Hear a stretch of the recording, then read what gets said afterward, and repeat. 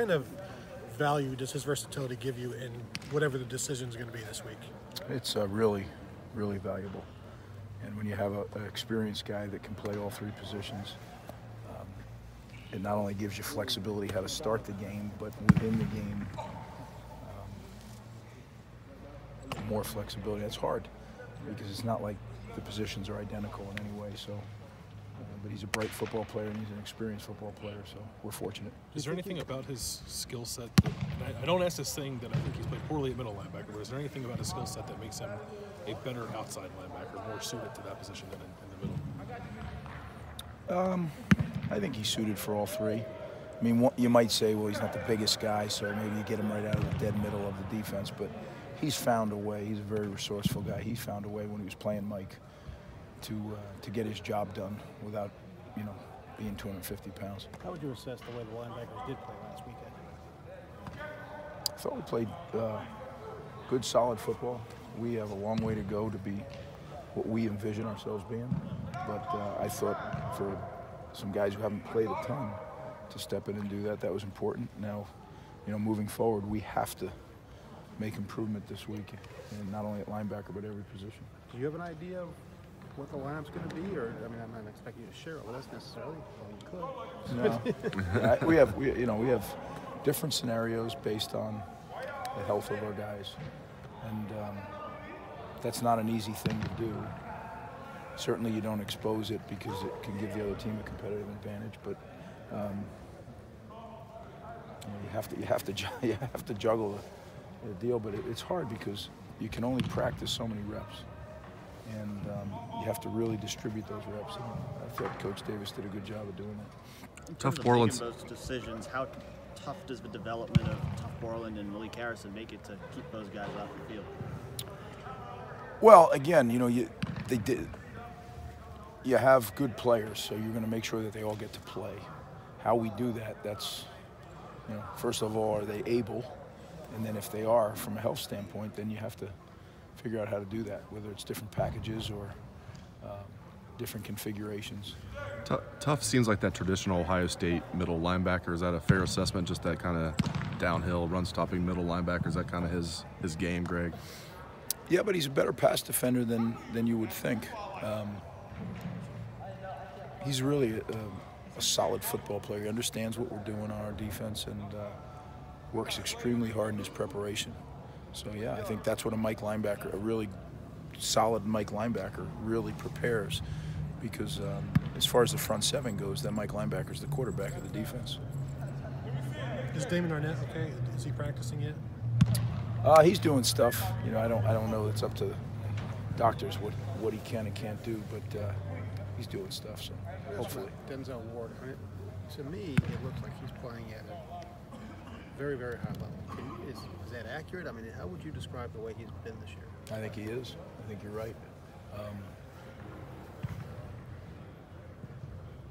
You're right. Could you elaborate? Yeah. No, I think he is playing at a high level. And if you it's as easy as the numbers. You look at targets, catches. Right. I mean, he's had consecutive games here where no one's caught a ball on him. So I mean, he's got speed. He's obviously got good ball awareness. Has he played at a level? That's what you expect a shutdown corner to do. Has he kind of become that? I think he's becoming that. I think that's the better word. Every week, I think he's getting better and better, and it's fun to watch his development.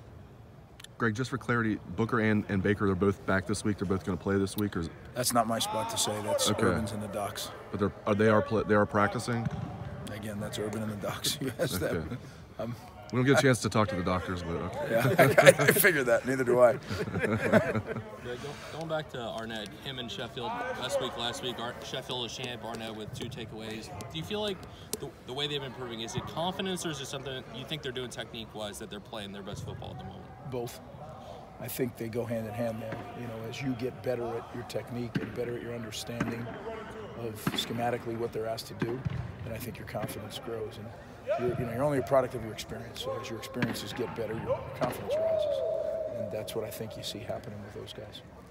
What do you see in Illinois schematically? Is there anything they do unusual that's a challenge? There is. So they have two quarterbacks. They've actually played three. They have two that are uniquely different. One is a drop-back passer, and one is a very mobile, athletic quarterback who can also pass. Don't know who's going to play. They've played them both. There was an injury to number 10, so we'll see. You got to prepare for both. They do something unique in that I think the count is 13 different personnel groups that you have to prepare for. So game planning for them was a very long process, because if they come out in a grouping, you have to have a plan for that grouping. Well, when you get some teams, you have one grouping. This team, there was, I think, 12 or 13 groupings. So, and then your kids got to learn that. So it's a challenge schematically, and a challenge to make sure that we keep it tight and that our guys can go out and play. Is Tate able to give you a good look at both? Tate gives us a really good look. Tate can throw the ball very well, but he gives us a really good look in that when he decides to tuck it and go, it's very, very similar. When he does the gun run, it's very similar. We have two quarterbacks actually working.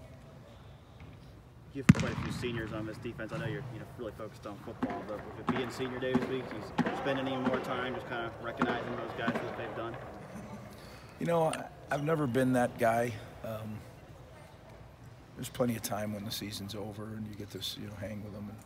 And I think it's about sending them out the right way, and that's winning.